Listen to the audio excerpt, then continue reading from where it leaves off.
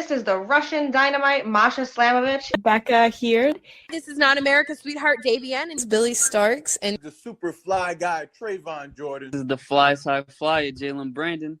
Hardcore Princess, Jules Malone. Hi there, this is the Bubblegum Princess, Alexia Nicole. This is the Brazilian Wonder Woman, Christy James. This is the baddest black belt, Janai Kai. This is Kid Bandit. The smash hit Joel Bateman. This is Robin Renegade. Cody Hawk. Brutal Bob Evans. And you are listening to Wrestling with Entertainment, one of my favorite podcasts in the whole wide world. Hey, this is Mr. Beefy Goodness, Vance Nevada, and you're listening to Wrestling with Entertainment. Hello, and welcome to the show. It's Wrestling with Entertainment, the only audio experience on the web today, the trusted choice for interviewing all your favorite wrestlers every Tuesday and Wednesday on YouTube and Castbox, sponsored by Rogue Energy and Player One Coffee. I'm, of course, your host, James J., and it's a great day for wrestling, because we are wrestling with Mr. Beefy Goodness, Vance Nevada.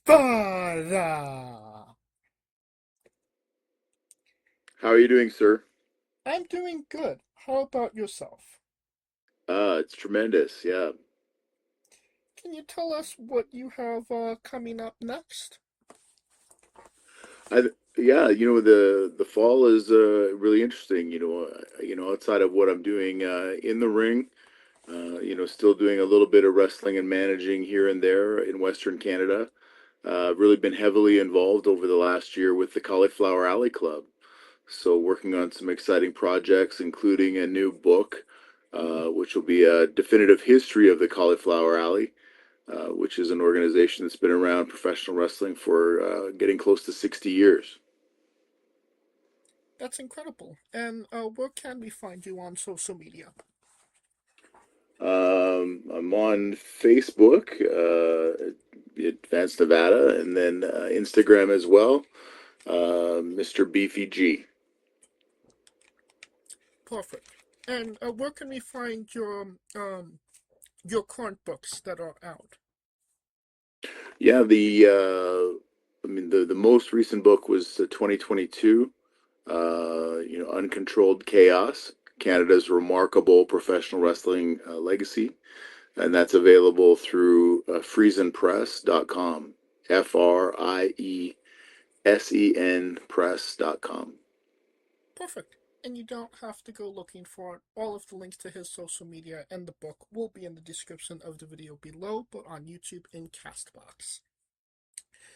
Alright, let's get into it. You mentioned the Cauliflower Alley Club. You've been a member since 2017. Can you tell us about the relationship with the organization? Sure. Actually, my history with the club goes back even further. I first attended a Cauliflower Alley Club reunion in 1999. And that was the one of the rare years that they had the reunions outside of the West Coast. So the club originally was born in Los Angeles, and then in the early 2000s moved to Vegas full time. That's where the reunions were held. But in 1999, they were doing the first ceremonies for the Lou Trejos Hall of Fame in Newton, Iowa. Before that museum even moved to Waterloo. And I went to my first reunion, and at that time I had the opportunity to meet people like Vern Gagne, Lou Thez, Harley Race, Red Bastien, Mad Dog Vachon. And it was just such an incredible, surreal experience. I became an annual member for the next few years, and then in 2009, upgraded my membership to become a lifetime member. Then over the last few years, I've been very involved. Since 2020, I've been the editor of the club's newsletter, and then more recently in 2024, have become a member of the executive board with the club. So I just think it's a very important work that the club does. Very few organizations, pay attention to or take care of the health and welfare of professional wrestlers. And especially when you go back to that territory days of wrestling, where guys were wrestling, the reputed 350 days a year on the road doing professional wrestling. When their career was done, there was no pension for professional wrestlers. There was no, medical benefits. If you didn't work, you didn't get paid. And so, the men and women that have, broken down their bodies over 30-year careers, now maybe facing some crisis where, they need to get a hip replacement, or they need a mobility aid, or they need to get handrails in their home to help them, function daily. And so the Cauliflower Alley Club is one of the few organizations I'm aware of that will step up to provide that aid for wrestlers in need. So it's a topic that I'm very passionate about, and I'm very honored to be a part of that organization. And you was actually honored by the Cauliflower Alley Club as well. You got the James C. Amelby Award. What did that honor mean to you? At that time, it was a really cool thing for me. Wrestling history is such a strange animal, because when you try to research any other sport, for example, if you were really passionate about hockey and you want to research the career of Wayne Gretzky, there are so many resources out there, especially now, with the internet. Oh, yeah. So many resources out there for you to find everything you'd ever want to know about Wayne Gretzky. But when you talk about wrestling history, and at the time when I started, I mean, the internet was not as, um, resourceful as it is now, for sure. So when I started researching for wrestling history, I was going to libraries physically and going through, old microfilm reels of newspapers and trying to find the results of shows and things like that. But the whole veil of kayfabe, in that era of time, maybe I'm researching, Mike the Judge Dubois out of Quebec, but I don't realize that Mike the Judge Dubois in Quebec was also Cecil Dubois in another territory, and then he was Alexis Smirnoff in another territory, and then maybe he wrestled under a mask somewhere else. So those are the types of challenges you don't have as a hockey historian. You don't have to worry about, oh, what about that year that Wayne Gretzky played as the masked offenseman? Like these things don't exist. So, separating the myth from reality, is a big challenge. Finding the resource, because there was none. We were paving the road as we were traveling it. So then to be acknowledged, I think I was, the third person ever, to be honored with that award by the Cauliflower Alley Club. That award only started in 2008, and I was the honoree in 2010. It was a pretty cool, benchmark for me in terms of my own identity and contribution to pro wrestling. And I mean, obviously, the Cauliflower Alley Club, it has its runs of legends that come true. Like you mentioned a few earlier. Yeah. Do you have any like really memorable or moments that kind of stand out from the Cauliflower Alley Club? Oh, like there are so many. It's hard to articulate to people, and if they haven't been, you try to explain like how awesome it is, and words don't do it justice. But I think one of the earliest ones for me actually was in that year that I was received the James Melby Historian Award. And so after I did my speech and got my award, of course they shuffle you off, to take photos. And then as I was on my way back to my table, I had to pass the banquet table where Nick Bockwinkel, Ted DiBiase, and Terry Funk were sitting. What a table. And yeah, and so as I came around their table on the way to mine, Terry Funk stood up, and I thought, oh, he's just going to give me a quick handshake on the way by. And as I went in for the handshake, he pulled me in for the half hug, and he said in my ear, "I'm proud of you, son." And it was just such an unreal moment that here you have this absolute wrestling legend, telling me he's proud of me. it's just something that stuck with me forever with Terry. And later on, and in the next few years, I ended up doing a little side history project for Terry Funk for his family. Oh, that's awesome. That was really a cool thing. And so I really relished the opportunities to meet some of those guys who have worked in the territory wrestling system and make sure that they understand how much those of us that grew up on that work really respect and appreciate them. And that's just incredible, to have that moment with Terry, especially now, unfortunately, that he's not here. Yeah, and so many moments like that where I think one of the really amazing things about Cauliflower Alley Club in terms of going to the reunions is that uh, and right now, I mean, the climate is so busy. Like there are so many fan fests that are occurring all across the United States. Like almost every month, there's a fan fest somewhere in some part of the country. Mhm. But when you go to a fan fest, you're just another face in the crowd, and you're gonna go and hope to meet your favorite wrestler, and if you do, you're gonna be in a lineup like everybody else, and you're gonna have that 1 minute of time where they sign an autograph or take a photo with you, and that's it. Versus the Cauliflower Alley, which was really created as an industry event, and in the first 15 years, like outsiders weren't even welcome into the circle. But when you show up to the Cauliflower Alley Club reunion and you put on your name badge, you're in. You're one of the boys, as they say. So you might be on your way to breakfast and see, oh, I'm like 3 steps ahead of or behind Ted DiBiase or Jerry Briscoe or somebody like that, and you say, oh, are you heading for breakfast? Are you dining alone? Did you want to join us?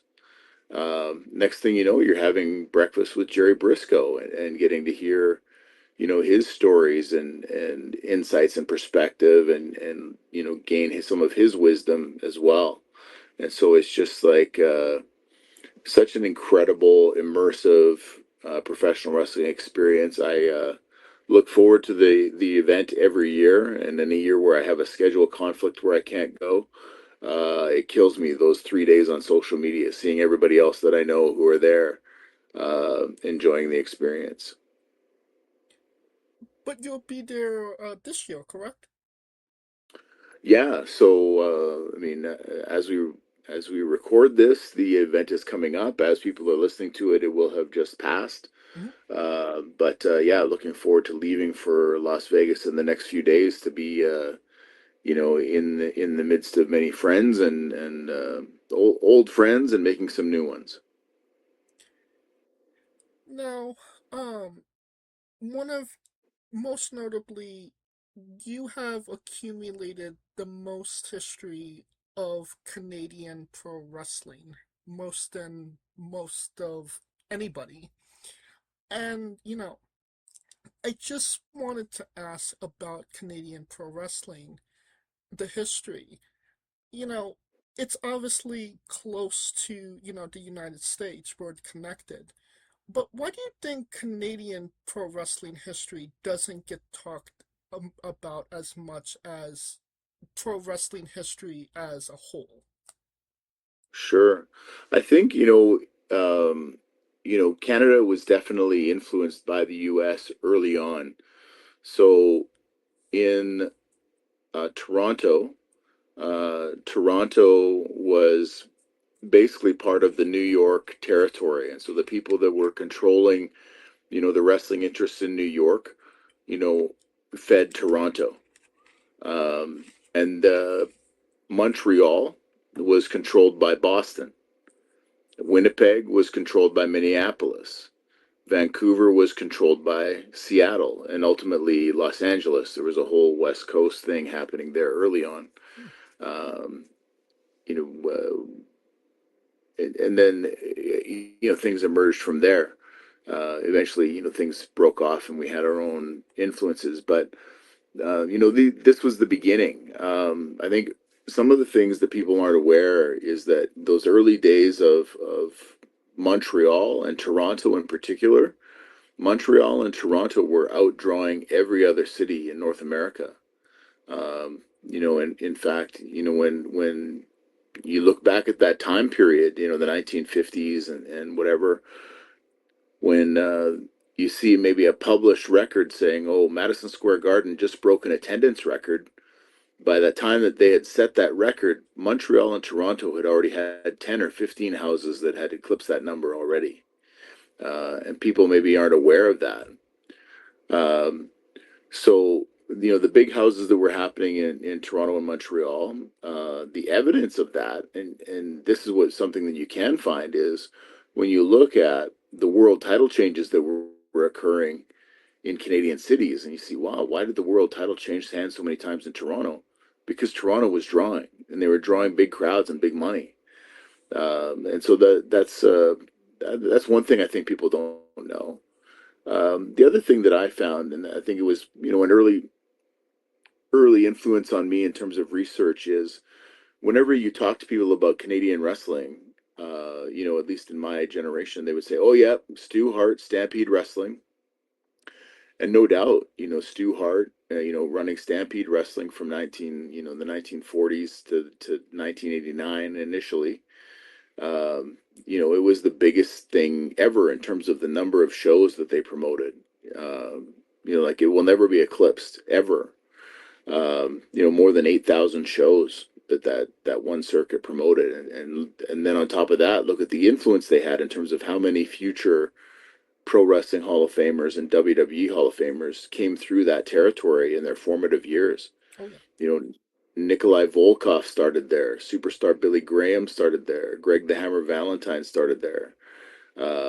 Iron Sheik was through there very early on in his career. Like, so many guys came through the Calgary territory. I remember having the conversation with Honky Tonk Man one time where he said, the Calgary territory was so brutal in terms of the number of miles traveled per week and the schedule. He said that, when guys were getting signed to the WWF in the 80s and were getting their break at a national level, his opinion was if they hadn't been through Calgary, we didn't consider them to be an actual wrestler who'd paid their dues. And so Calgary really was, sort of a man-maker territory where people really went to find out how hungry for professional wrestling they were. So I think that there's a lot of things like that are really fascinating about Canadian wrestling, and because it's such an unexplored area, and there's so many guys that came out of Canada that people don't realize were even Canadian. You take a look at, Ivan Koloff was Canadian, Ronnie Garvin was a Canadian, Killer Kowalski, like some of these top names in the business of all eras and world champions came out of Canada. And I think it's pretty awesome. Is there a match or moment from Canadian pro wrestling that really elevated Canadian pro wrestling at the time? Is there an important moment that kind of you could look back and say that's when maybe things shifted positively or something like that? I think there's a couple of things. Like there's matches that definitely have been unheralded. I would think, in the early 50s when Lou Thesz came to Calgary and had a chance to work with guys, as world champion, doing the circuits as they did at that time, you're traveling around defending the title against whoever the local promoter says is the top guy. When Lou Thesz wrestled George Gordienko for Stu Hart, Lou was so impressed he wanted to make George Gordienko the next world champion, because he just felt that he was a pure wrestler and had all the tools and had the size and had the look. But unfortunately, Gordienko, 6 years before, had been deported from the United States for suspicion of being a communist. And so the conversations at that time had evolved so seriously that the NWA promoters were talking to the U.S. State Department to try to get this ban, lifted so that Gordienko could wrestle in the U.S. And during that time, of course, the The Cold War was still very active, and they had no interest in letting a suspected communist back into the U.S. And it cost George Gordienko a world championship title reign on the record. So when you look at that period of history and say, when did that happen? You know, where did that occur? When they couldn't do it with Gordienko, they gave a second title reign to Whipper Billy Watson instead in Toronto in 1956. So, you know, had Gordienko been given the go ahead, had he been able to get into the U.S., it would have changed wrestling history. So there's moments like that, but I think also when you take a look at some of those, you know, title changes in the big cities that are on record, the wrestlers who came out of Canada and had breakout, you know, roles in the bigger companies in the States, I think it all speaks to the significance and contribution of Canadian wrestling to the history as we know it. Now, I know that, finding these match cards, finding these wrestlers can be like a finding puzzle pieces and putting them in the right places. Is there any piece of information that you know is out there that you just haven't been able to get your hands on yet? You know what I think, you know, if it, the what I've noticed about wrestling, and I make this joke a lot, is that, you know, when I started, I didn't realize how deep it was. You know, I started doing the research, you know, in 1994 when I was 19 years old. And at that time, it was a bit of a fluke because what had happened was one of the earliest matches that I'd had on television. Um, I was living in a town, you know, 2 hours out of the city. And the TV that we had at that time for River City Wrestling in Winnipeg was like on like local cable, not even province wide. So I never saw the show. Like I would go and wrestle my match, but I never got to see the finished product. And then one time, I was staying over in Winnipeg, and somebody had some tapes of the show, so I was actually getting to see the TV product back for the first time. And when I was listening to the commentary, one of the commentators said, "Oh, here's Vance Nevada. He was trained by Ernest Frenchie Rowe, who was a tag team partner with this other guy, Frenchie Champagne, in the 1950s." And I'm like, "That's interesting. My trainer never told me that." And so that's what actually started me down the path, because I was hoping to find a clipping or a photo in a newspaper of this tag team, print it out, and give it to my trainer as a gift, because I thought it would be a very unexpected gift. And what I found out in the process, as I started to dig through those newspapers, is then I see, okay, Winnipeg produced Roy McClarty, produced Gordon Nelson, produced Moose Morowski, Bulldog Bob Brown, the Von Steigers. You know, so many guys came out of Calgary. George Gordienko, or came out of Winnipeg, and I was fascinated. I'm like, wow, like I never realized that Winnipeg had contributed so much. But what I found out was that original piece of history that I was looking for didn't exist. It was something they made up. my trainer was not a partner with Frenchie Champagne in the 1950s. That never happened. Basically, they So kayfabed you. yeah, and so by the time I realized the myth, I was already too deep, and now I wanted to go and find more information on the guys that I could find. So it started with just doing Winnipeg results research, and then maybe you know, I'd exhausted everything I could find in the papers, and you tried to reach out to local wrestlers and say, "Did anybody keep track?" And everyone said, "No, we never wrote anything down. We were just so busy living the lifestyle of wrestlers, we never bothered to keep track." So, you know, I'm constantly, you know, adding to that, finding new veins of information. Now with newspapers being online, it's easy now every 6 months to sort of pop a query in and see, okay, was there any pro wrestling in this city where this newspaper is now available? So the whole directory now is over 6,000 pages of results, and I estimate that it's about 81,000 wrestling shows from 1876 to 2026. That's incredible. I mean, I feel like Cage Match needs to update their rosters. Yeah, like, and there's a lot where, like, I think if I look at my own record on Cage Match, it says I have had something like 400 matches, uh, when in reality that number is well over 1,800. And so I always use that if I'm digging in on an individual career record, as I frequently do. Use Cage Match and WrestlingData.com as a starting point. To maybe understand some territories that the specific wrestler worked.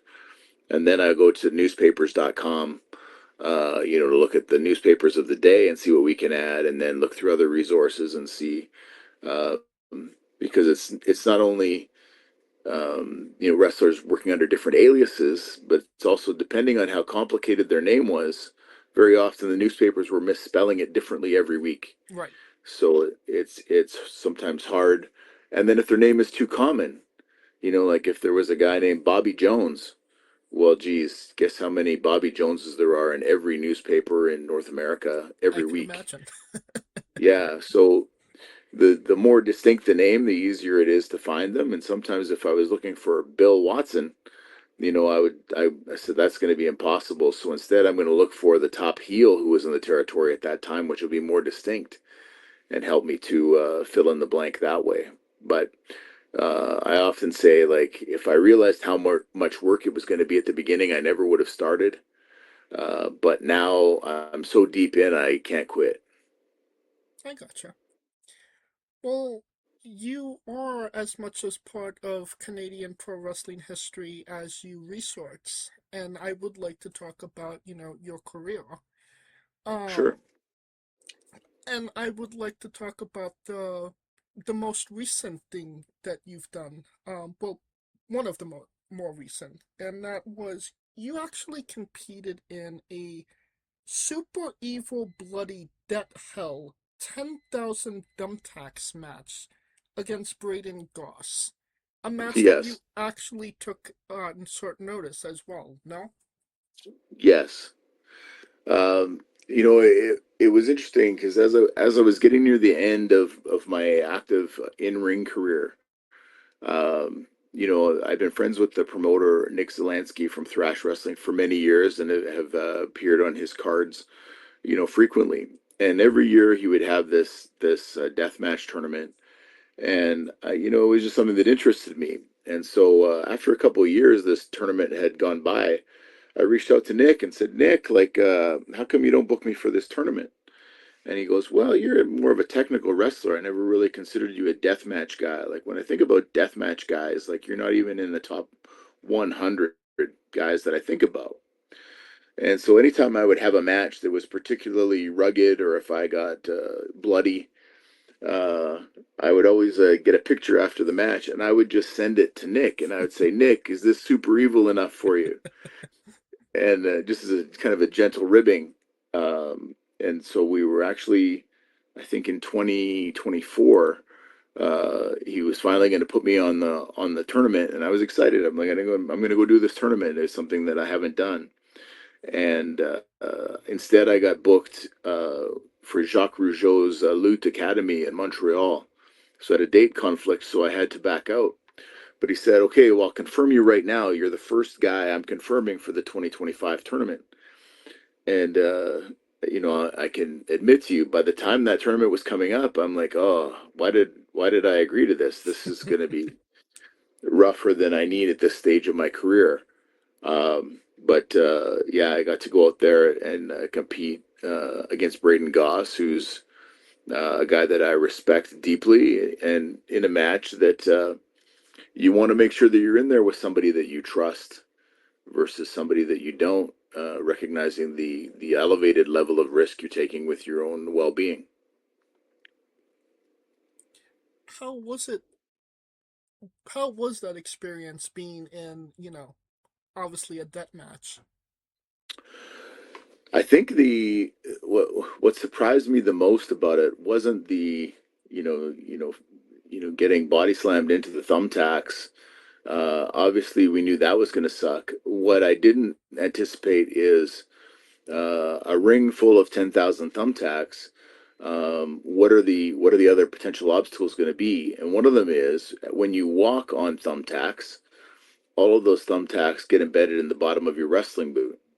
And so now when you take a spill, someone whips you out of the ring and you fly through the ropes and hit the floor, you don't have the grip of a wrestling boot hitting that tile floor. You now have thumbtacks. So as you go to hit the floor, you skid. And so now you're adjusting to that, walking around, with, this layer of thumbtacks in the boot.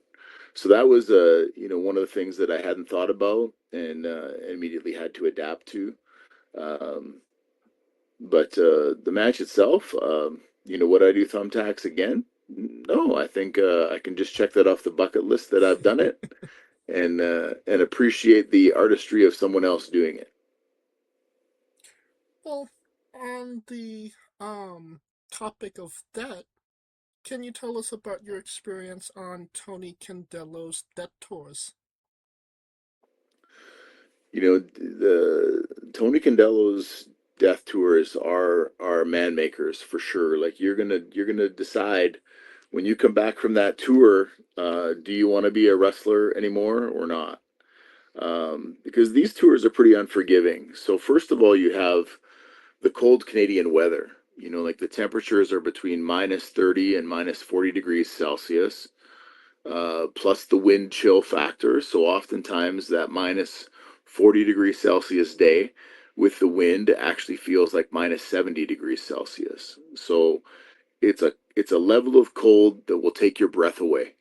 You step out of the building or out of the vehicle, and just it feels like you got ice in your lungs. It's that cold.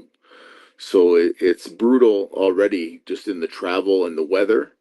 But then you are arriving at wrestling venues in this weather, and it's usually a really skeleton crew. So everybody that's on the crew, when you get to the town, you unload your bags into the building, and then it's all hands on deck hauling in that ring. So now you're hauling metal and steel and lumber through big snowbanks and getting them into the building. By the time the show starts, your body still isn't fully 100% warm. Like you still have that chill, like right through to your bones. And now you're gonna get half naked, go out there, put on a pair of trunks, and go and wrestle like that. So the body's cold. The conditions aren't forgiving. So a lot of injuries happen, but it's also a lot of isolation because these communities, aren't really built for hosting. So there's no hotels in these communities. You are sleeping in the gymnasiums where you've just wrestled. If you're lucky enough, you might be able to grab like one of the mats off of the ring itself to sleep on. Otherwise you're sleeping on hardwood floors, in a sleeping bag. There's really no restaurants up there, and the restaurants that do exist, you're going to spend so much money that you won't take any home. So you're hauling in your food as well. So you've got one bag with your wrestling gear, you've got another bag with your clothes and your toothbrush and all that stuff. You're bringing a third bag, which is usually the biggest bag of all, with all your own food. And so you're bringing canned goods, you're bringing non-perishables, so you're not really getting proper nutrition. And you've got like the punishing conditions of the climate, and then you've got the unusually rough conditions of the matches on top of that. So by the end of those tours, I went on the first one to prove that I could. I went on my second one to prove that the first one didn't break me. And then I ended up doing that tour 2 more times later on. Not because I wanted to, but because at that time, the Bollywood boys, Gerv and Harv Sierra, were coming up in the business, and they wanted to prove that they could do it. So I got myself booked on that tour to take them on it and let them have that rite of passage in the business as well. I gotcha. You got a Tony Candelo story? Oh, Tony is a nonstop legend, unto himself. Anybody that's worked for him over the years, and this goes, all the way up to, the recognized names that you know from television, like Edge and Christian, Rhino, Chris Jericho, Lance Storm. Anybody that's worked for Tony Condello has a story and a Tony Condello impression. In fact, there was one point in time, when I had moved to Vancouver, where I would do Tony Condello impressions so much that when one of the Vancouver wrestlers got booked on that Tony Condello death tour, the first day he met Condello, he showed up and he was like, "Who's this old guy doing a Vance Nevada impression?"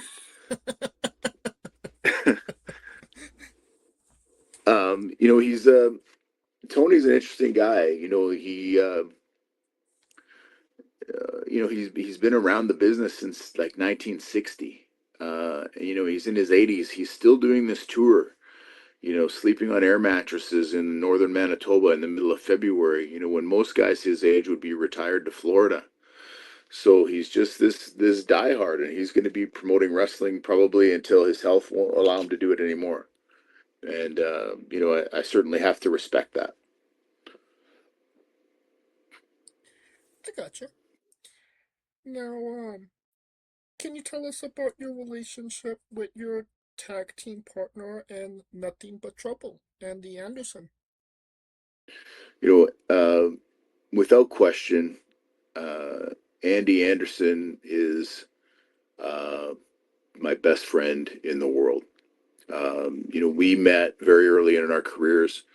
Beyond just being a good wrestler and a good guy to ride the road with, he's probably the greatest human being I've ever met in my life.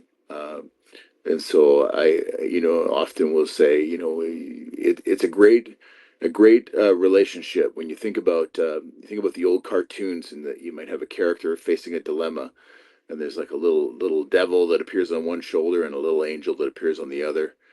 Andy is the little angel guy, and I'm the little devil guy.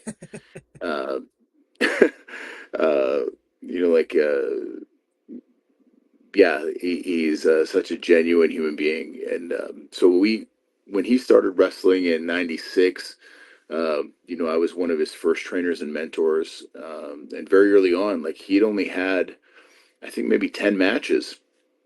And we had said, "Hey, let's go to the States and try to create an opportunity." And so his like 12th match of his career was on Memphis television, wrestling against Brian Christopher. He had some great opportunities, right?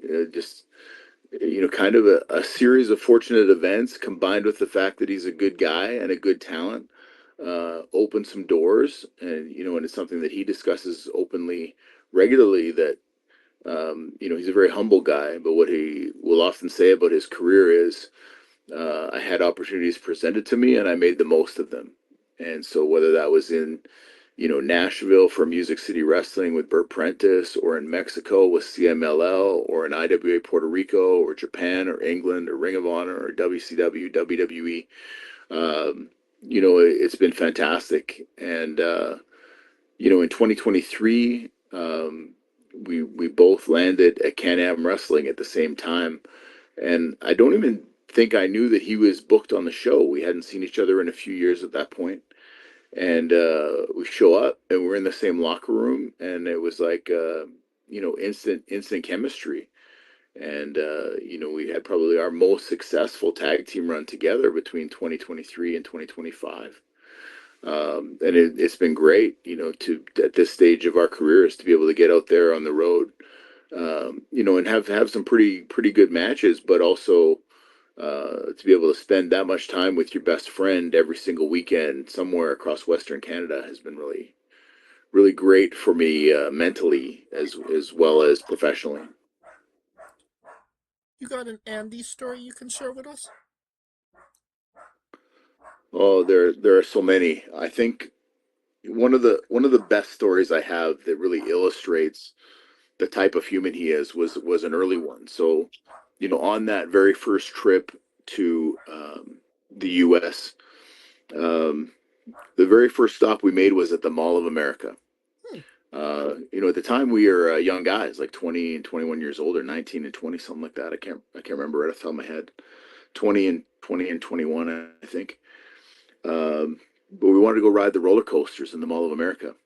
And so we're standing in the middle of the amusement park there, trying to find the ticket booth to get a ticket for one of these coasters, and we're kind of standing back to back, looking around, and I turned a half step, and in doing so, I accidentally shoulder blocked an elderly lady, and she fell, and Andy turned around. He didn't see the fall. He didn't see the impact. He just saw a lady on the ground, and immediately went over there and took his sweater off and put it under her head, and was helping her. There was a lady in distress, and she needed help, and we don't know her, but we're here and we're going to help her. And in my mind, like, I was just so worried because now there's a crowd gathering around. Now mall security shows up, and these guys have guns, which is not something that we see in Canada.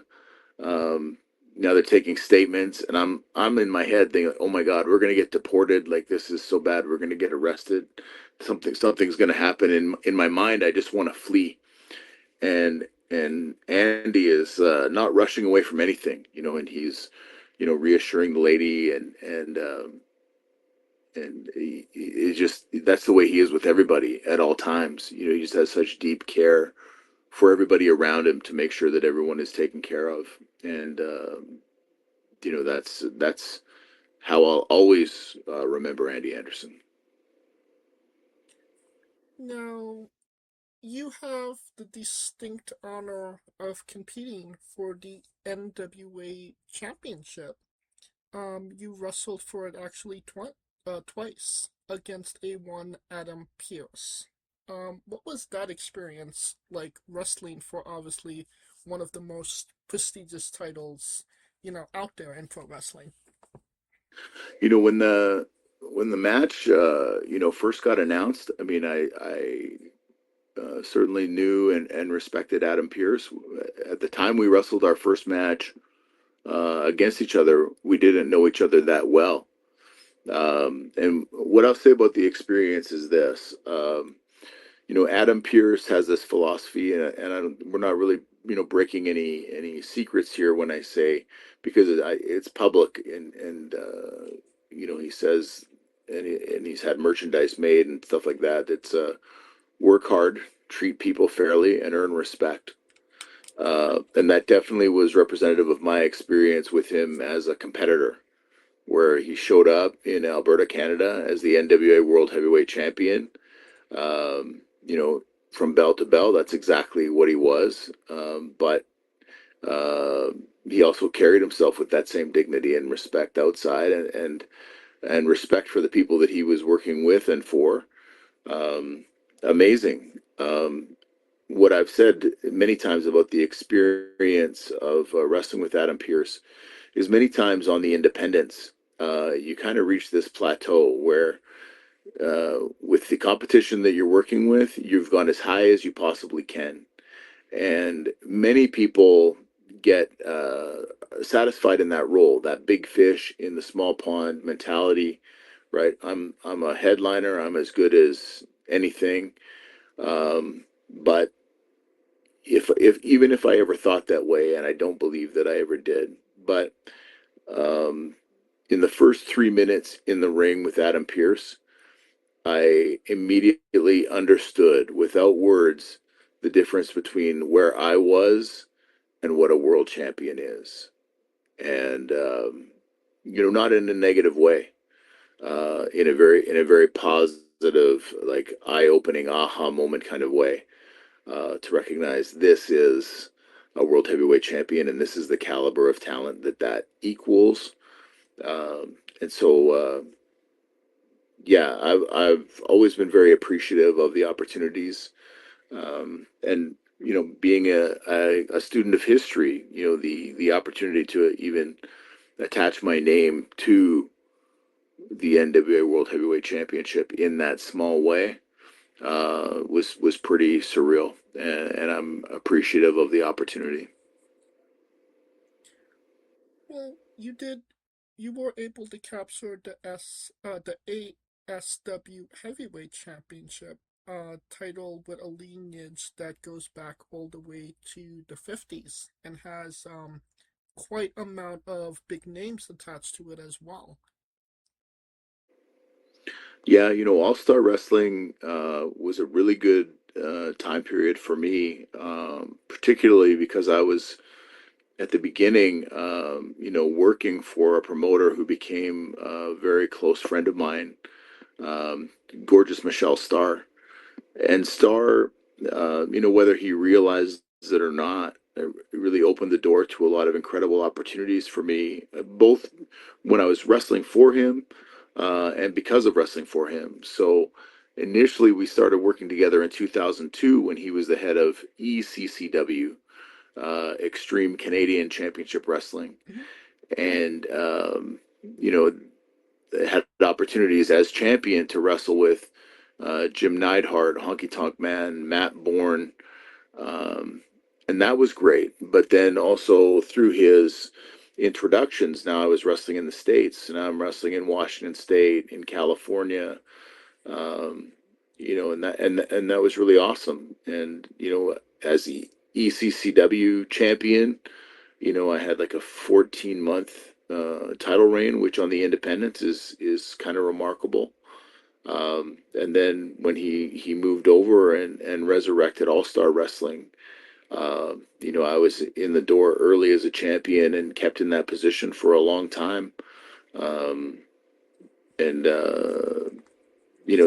to a record that rivaled almost Gene Kiniski in terms of total title reigns and number of days as champion. So I really without Michelle Starr, that wouldn't have happened for me. So I really appreciate him.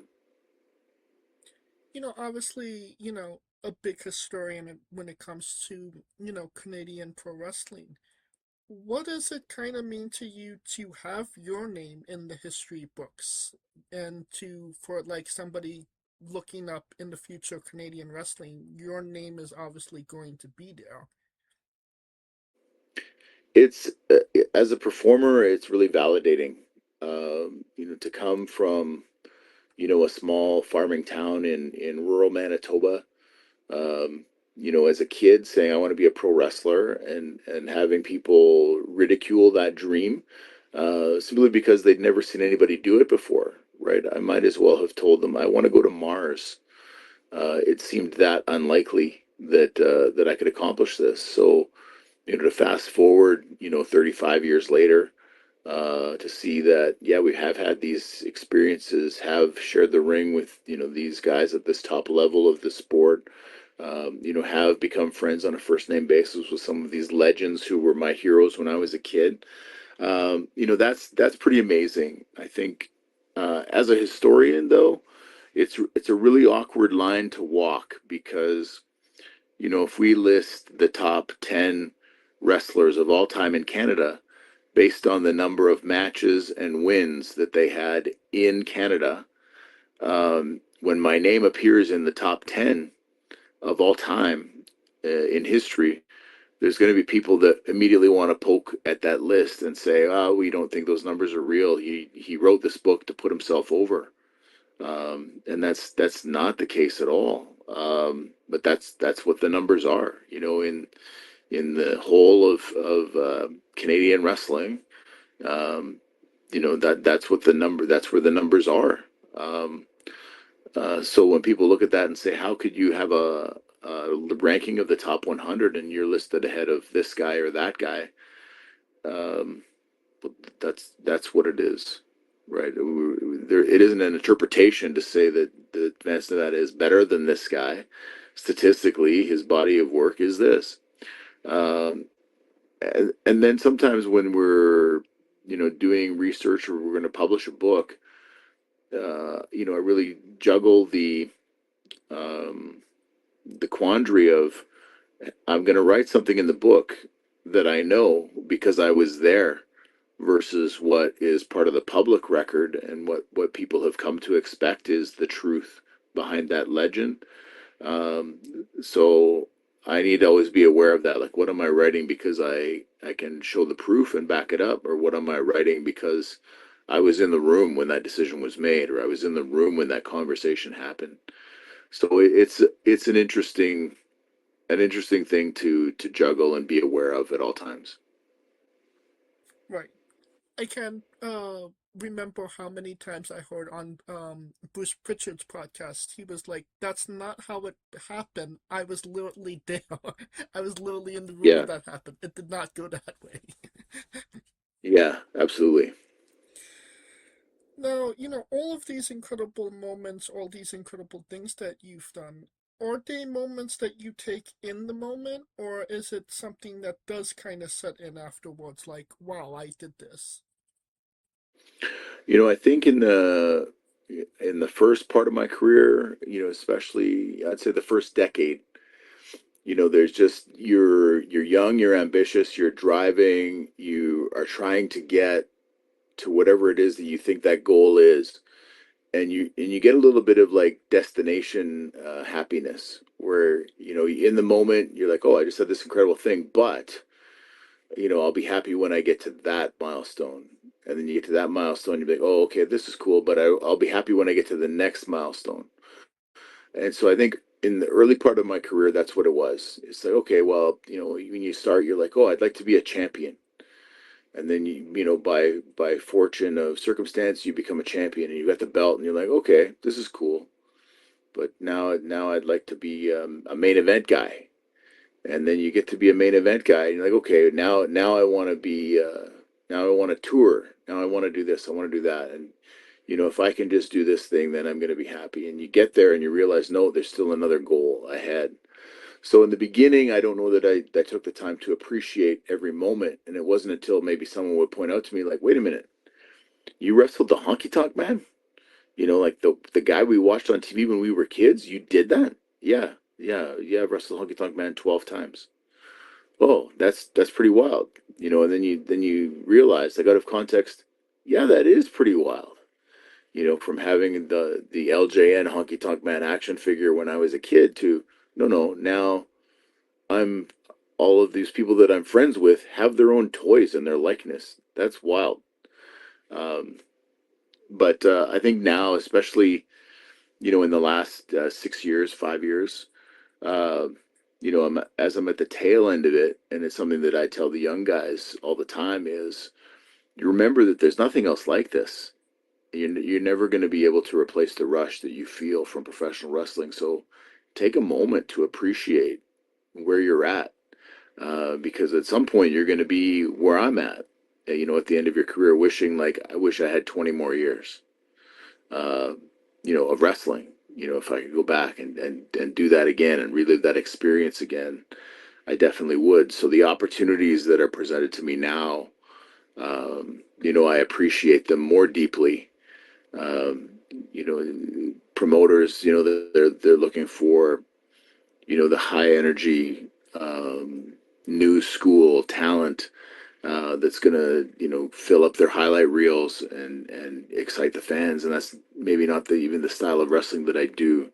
So, when they say, yeah, we'd like to include you on our card, or, we'd like to induct you into our Hall of Fame, or we would like you to spend time sharing your wisdom with our young guys, or we would like you to, come be part of this thing and be part of a panel with these legends.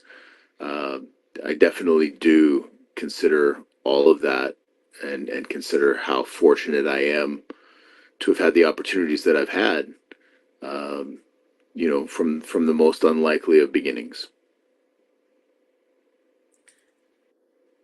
I mean, what was it like competing against the Honky Tonk Man 12 times?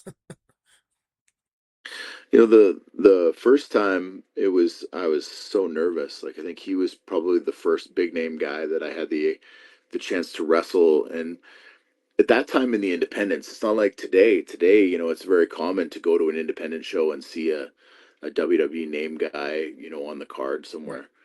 At that point, like, we really didn't have any exposure to WWE guys, on the independent level. So it wasn't like, oh yeah, this is old news. Like, we hang out with people from this circle all the time. So the first day that I'm meeting him, I'm going to be wrestling him that night. I'm picking him up at the Seattle airport that day. And so we're, getting to know each other a little bit. on the drive to the show. And then, I realized, as we're in the match, that a lot of the way that I interact with the crowd and with my opponent as a heel is doing what Honky Tonk Man did in the 80s. Like the big oversell of the atomic drop. And he gives me the atomic drop, and I'm selling. And I realize in that moment, as I'm selling in front of the Honky Tonk Man, that I'm doing his stuff. Like that he was that big of an influence on me. And then when I got back to the locker room, he was talking to the promoter already, and he's putting over my selling to the promoter, saying, "Hey, this kid really knows how to sell. Like, you can put me with him anytime." And then I'm realizing, like, if I hadn't have studied Honky Tonk Man and the way that he was a heel when he was the Intercontinental Champion, right, I might not be getting this praise heaped on me now.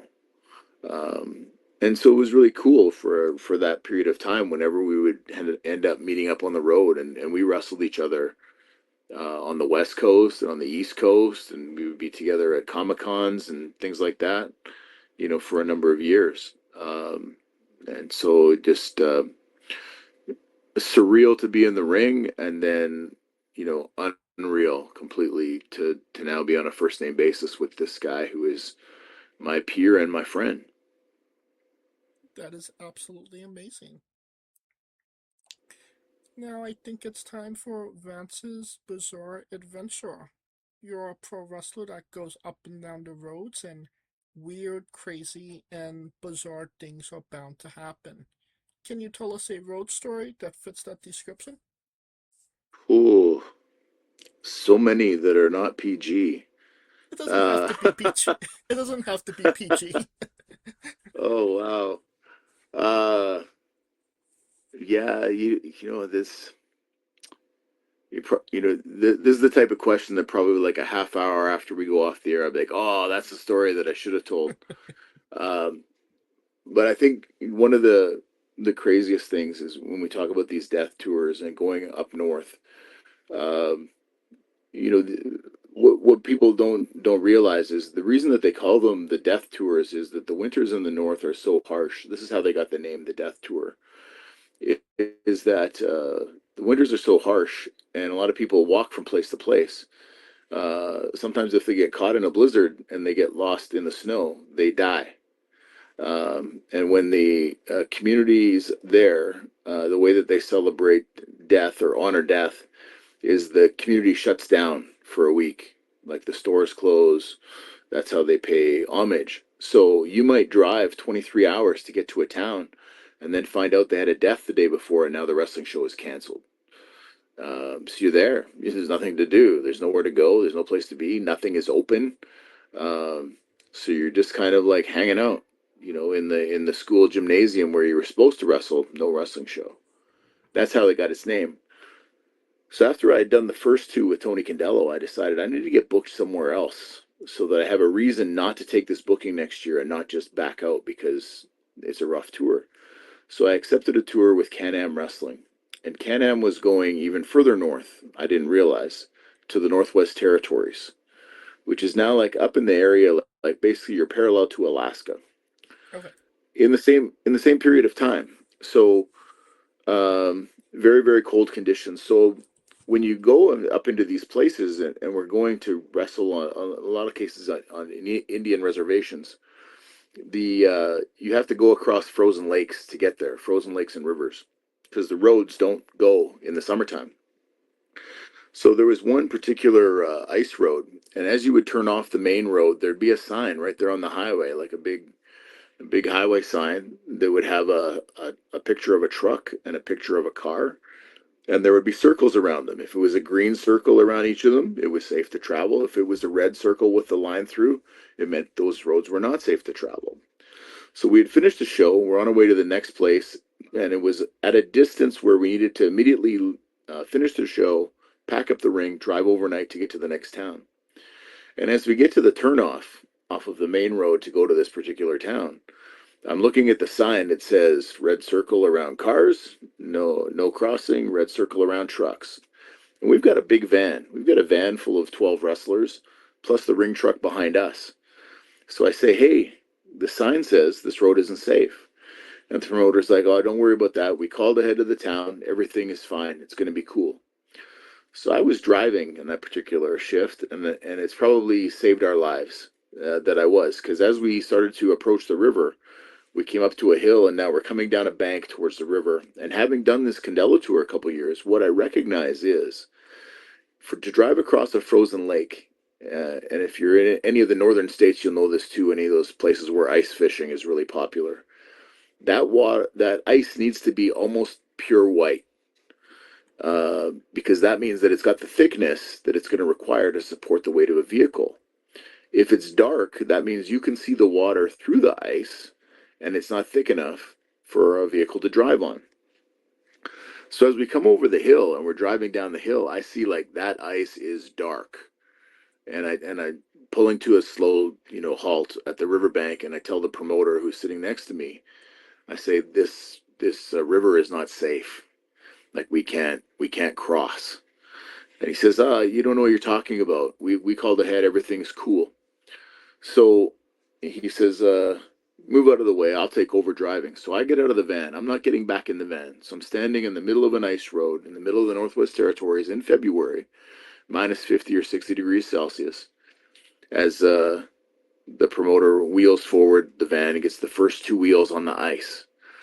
And he looks out the window at me like I'm an idiot. And he says, see, it's perfectly safe. And almost as if on cue, like in a comedy movie, he no sooner says that than the front two wheels of the van crash through the ice, and now the van is now hung up on the riverbank with the ice, the tires in the water. And we're in the middle of the night, and in the wilderness. So they get the tow rope from the ring truck, and they pull us out of the river. So the van's just sitting there, but they're determined they're still going to make this crossing. And so as we're arguing about it, one of the wrestlers in the back wakes up and goes, "What's going on?" And we said, "Well, here's a situation we're having. We don't know that this is safe." So one of the midget wrestlers says, "I'll find out." And so this midget wrestler goes out and goes out on the ice to about the middle of the river and starts like jumping up and down. And he says, "Yeah, it's perfectly safe." And I'm like, "He's 100 pounds. like he's not the weight of a van, you know." And so as we're having this conversation, then one of the other wrestlers in the back of the van wakes up and he says, "So what's happening?" So we explain it, and he goes, "I'll go check." And he goes and he takes like a few tentative steps out on the ice. And this is like a 250-pound guy, 260 pounds. And he falls right through, like to his crotch, in this frozen ice water. And he comes back, and of course, immediately in those situations, you're at the risk of hypothermia. Right. So he has to like peel down to his underwear, in the van, and get under a blanket and try to like, restore his body heat. But the promoters still don't believe it. Like, okay, like a man has gone through the ice. The tires have already gone through the ice. Like, we cannot make this trip. And so finally they relented, and we turned around and ended up going back to the town that we'd just come from. But yeah, that was just one of those experiences where, had the wrong guy been at the wheel and we had hit that ice road at full speed, the van would have been in the bottom of the river, and I wouldn't be here to tell you this story. That's crazy. Like, he really wanted to get to that town. Yeah, like it was yeah, an insane night that actually swore me off wrestling anywhere where there was snow for about 5 years. I get that. Well, let's get to the colossal question. Let's say they're making a movie about you. Every movie has a soundtrack. What would be the first 3 songs on your movie soundtrack? Ooh.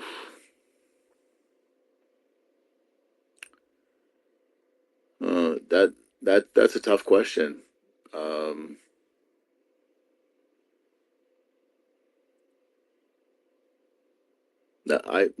don't know that I have an answer for that. Would you like to come back to the question?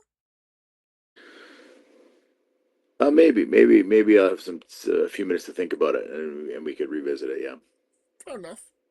Well, as we're working on the soundtrack, everybody knows you get the soundtrack, then you write the script, and then you go to casting. Who would play you in this movie? And you can't say yourself because you are obligated to make a Stan Lee-esque cameo. Sure. Um, yeah, I think it depends on the eras. Because if we start, when I was a kid, I broke in at 17 years old. I was 160 pounds. Then versus now, where I think it would be more like a Michael Chiklis, like from the Commish, in terms of the types of characters that he's played and the types of roles that I've played in an administrative way or as a main event guy. So yeah, Michael Chiklis would probably be a guy that would be near the top of that list. All right. Now, every movie has a supporting cast. Who would be 3 people significant to you in your story that would be in your movie? In terms of the characters in the movie, People that were in your life that impacted your life that would be in your movie.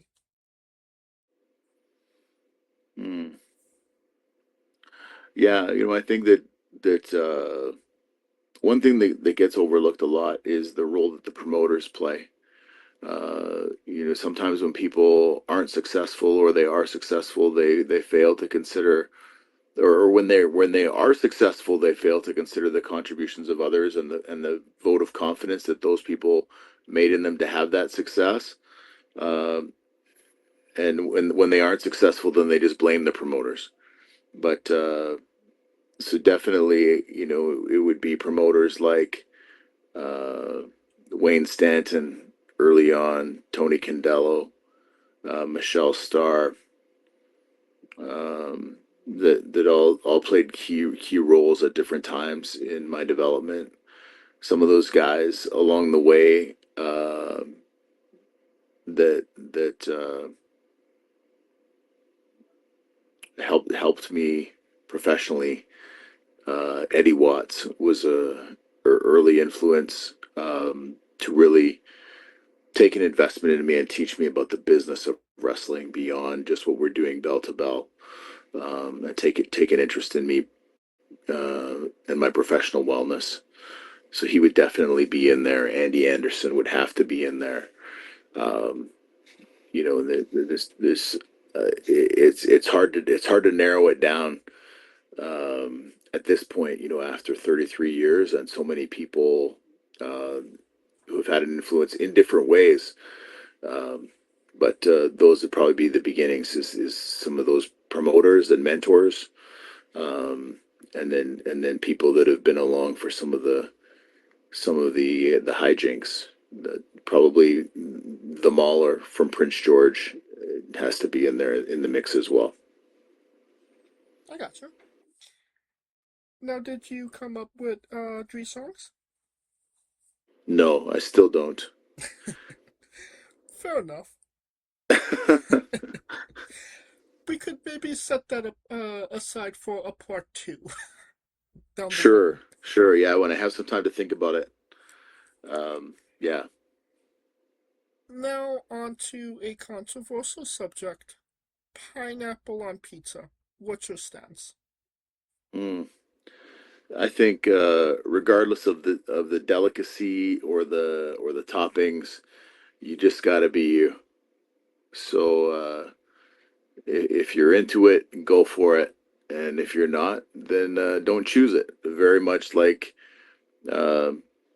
people who are not wrestling fans, they want to tell everyone else that they shouldn't be. If you like it, watch it. If you don't like it, change the channel. So I take the same position with pineapple on pizza. But are you ordering it? I'm probably not ordering it, but if it's on the buffet, um, and I'm not too thrilled with some of the other selections. It could end up on the plate. Gotcha. Now, we love the late great Tracy Smothers on the show.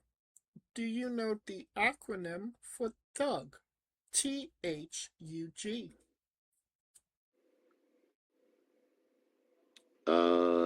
I should, because Andy spent a lot of time with Tracy Smothers in the late '90s. But I don't. T is for terrible, H is for hell, U is for ugly, and G is for jail, 'cause a Doug can't spell. Yeah, Fantastic. we love the late great Tracy Smothers, trying to keep the memory alive on the show. Yeah. Did you have an interaction with Tracy, or it was just Andy? No, it was while Andy was wrestling in the southern states out of Nashville that he spent a lot of time with Tracy Smothers. For me, I think that if I'm thinking about an early Tracy Smothers influence on me, and it might seem a little bit unpredictable because he didn't really have a career in Canada, and that's where most of my career was. But in the early '90s in WCW, when he was teaming with Steve Armstrong, they were initially the Wide-Eyed Southern Boys, and then they turned heel and became the Young Pistols. And as heels, they would do this taunt in matches where the babyface would whip them off. They would maybe duck a clothesline or do a baseball slide, and they'd end up on the floor outside the ring, doing this taunt to the crowd that looked like they were shaking their hands off to dry them at the same time they were doing these hip gyrations. And it was just, at the time, seemed so ridiculous to me. But later on in my own career, I would use that taunt myself. And we would just always call it, and then I'll go to the ring and I'll do the Tracy Smothers. That's awesome. Now, where do you see yourself in 5 years? You know what? That's an interesting question. You know, I'd love to believe that 5 years from now I'll still have an active role in the business in some capacity. You know, over this last year, you know, I've been definitely scaling down from in ring. I've been doing a little bit of managing in primetime wrestling, a little bit of promoting on my own. But I think it'd probably be, you know, sort of migrating back to the identity that I have and maybe am known most for, which is as a historian. So doing more history-focused projects, maybe another book, you know, maybe some projects that contribute to other wrestlers getting inducted into Hall of Fames at a high level. You know, contributing to the business in that way with the experiences that I have and the access to information and resources that I do. Is there a match in Canadian pro wrestling that you would recommend people go see?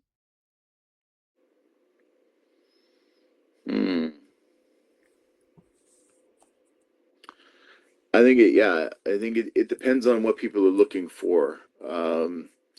I think a lot of people have seen a clip. It's pretty famous of Roddy Piper smashing a beer bottle on his head on live television. That angle with Roddy Piper at that time was teaming with Rick Martel against the Sheepherders.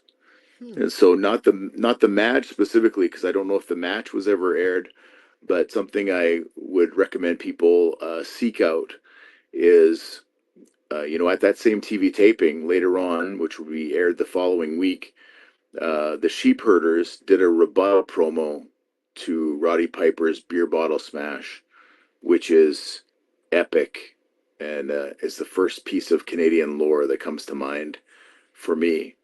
But in terms of matches, If you could see matches of Bret Hart and the Dynamite Kid in Stampede prior to their run in the WWF, some incredible matches.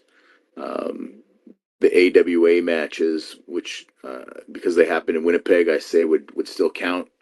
So some of the matches that Nick Bockwinkel was having in Winnipeg against a variety of challengers were pretty epic.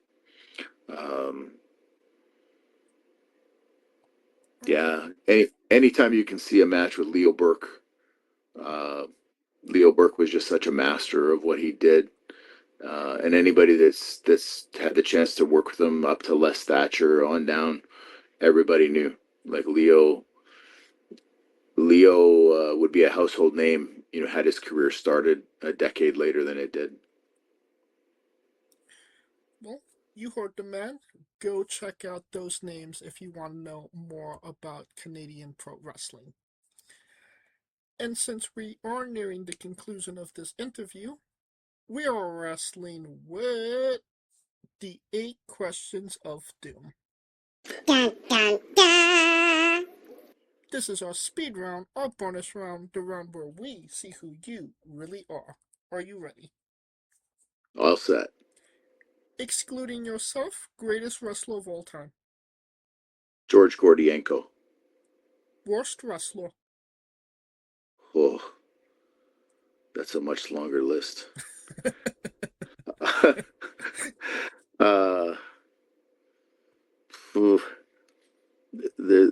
There's so many guys on that list for so many different reasons.